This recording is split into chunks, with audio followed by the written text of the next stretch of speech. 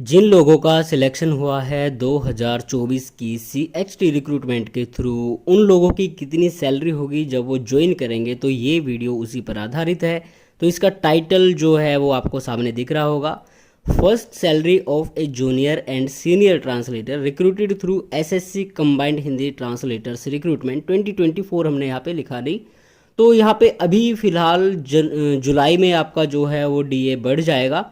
तो DA जो बढ़ जाएगा उसके आधार पर ही हमने ये वीडियो बनाई है। मतलब आपकी जो ज्वाइनिंग होगी वो आपकी होने वाली है भैया अगस्त, सितंबर, अक्टूबर। तो सितंबर के एंड और अक्टूबर के स्टार्टिंग में ही आपकी जो ज्वाइनिंग प्रोसेस है वो वेरियस डिपार्टमेंट्स की शुरू हो जाएगी। तो हो सकता है कुछ डिपार्टमेंट दिसंबर तक भी खींच के ले जाए, और कुछ हो सकता है कि भैया आपकी ज्वाइनिंग जो है वो सितंबर के एंड में करा दे। बाकी अक्टूबर में एवरेज मान के हम चलें तो भैया अक्टूबर में आपकी ज्वाइनिंग शुरू हो जाएगी। तो अक्टूबर जब आपका महीना आएगा तो भैया अक्टूबर में आपका जो DA है वो एप्लीकेबल हो जाएगा जुलाई तक का, और एरियर वगैरह जो जिनको मिलने होंगे वो मिल जाएंगे। तो उस टाइम पे आपका DA कितना हो जाएगा ये देखिए। पहले हम बताएंगे यहाँ पे JTO की सैलरी, उसके बाद में जो 8 हमारे बंदे बने हैं भैया सीनियर ट्रांसलेटर, उनको कितनी सैलरी मिलेगी वो भी हम यहाँ पे बताने वाले हैं।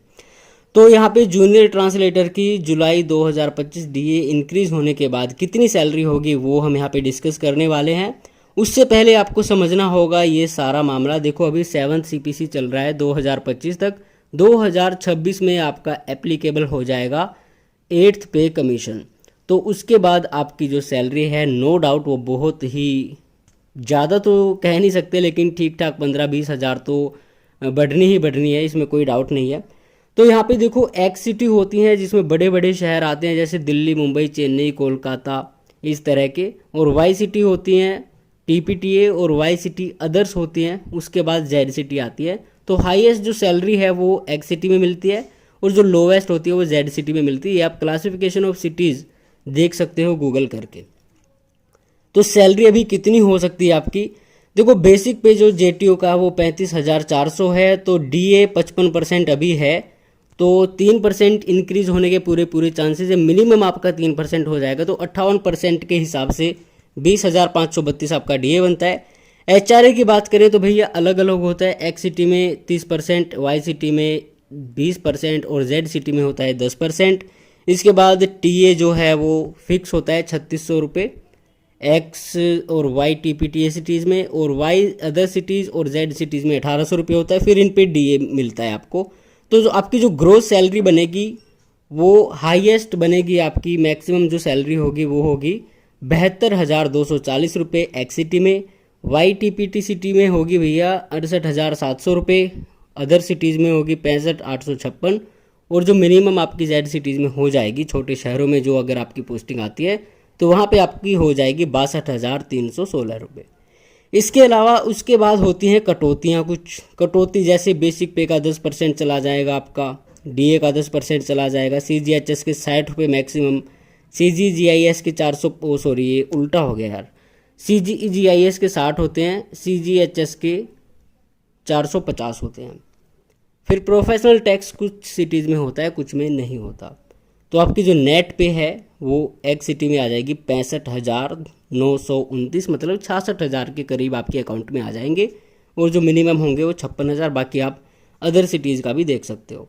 दिवाली बोनस वगैरह मिलते हैं लगभग 7,000 रुपये एक साल में, और मिनिस्ट्री ऑफ रेलवेज में लगभग 18,000 रुपये मिलते हैं, ये एक ही बार मिलता है। और अदर पर्क्स भी हैं कुछ, ये आप देख सकते हो। बाकी कुछ डिपार्टमेंट्स में 20% एक्स्ट्रा सैलरी मिलती है, और NER रीजन में अगर आपकी पोस्टिंग होती है गुवाहाटी वगैरह में, वहाँ भी आपको 15-20% एक्स्ट्रा सैलरी मिल जाती है। अब आते हैं सीनियर ट्रांसलेटर की कितनी सैलरी होने वाली है। देखिए सीनियर ट्रांसलेटर की जो रिक्रूटमेंट होती है थ्रू SSC CHT, तो कुछ ही चुनिंदा डिपार्टमेंट है, जैसे एयर हेडक्वार्टर हो गया, नेवी हो गया, AFHQ, MSME, EFNCC और ED इस बार हुआ था।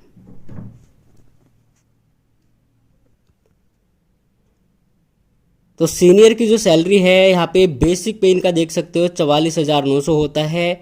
DA अगर 58% माने तो 26,000 हो जाएगा। HRA फिर आप इस हिसाब से देख सकते हो। TA और DA सेम रहेंगे, और यहाँ पे ग्रोस जो बन जाती है वो 90,000 हो जाती है एक्स सिटी में, और जेड सिटी में हो जाती है 78,276। इसके अलावा जो कटौती होती है यहाँ पे भी सेम ही मिस्टेक है CGHS और CGEGIS की। तो फिर आगे आपकी जो नेट पे आएगी 82,000 के आसपास आ जाएगी एक सिटी में, और अदर सिटीज़ में आ जाएगी 70,000। बाकी बीच वाली सिटीज़ वाई सिटीज़ जो रह गई उसमें लगभग 78,000, और नॉन TPTA में हो जाएगी लगभग 75,000। बाकी जो आपके अलाउंसेज हैं रेलवे का हमने इसलिए इंक्लूड नहीं किया क्योंकि डायरेक्ट रिक्रूटमेंट के थ्रू सीनियर ट्रांसलेटर जो होते हैं वो रेलवे में नहीं जाते। अदर पर्क्स कुछ हैं तो आप देख सकते हो यहाँ पे। तो ये सारी चीज़ें थी, ये इतनी आपकी सैलरी रहने वाली है। तो आप अभी तैयारी कर लो अपनी ज्वाइनिंग प्रोसेस की। और ज्वाइनिंग प्रोसेस पे जो वीडियो है ऑलरेडी हमने बनाई हुई है, लिंक डिस्क्रिप्शन में दिया हुआ है।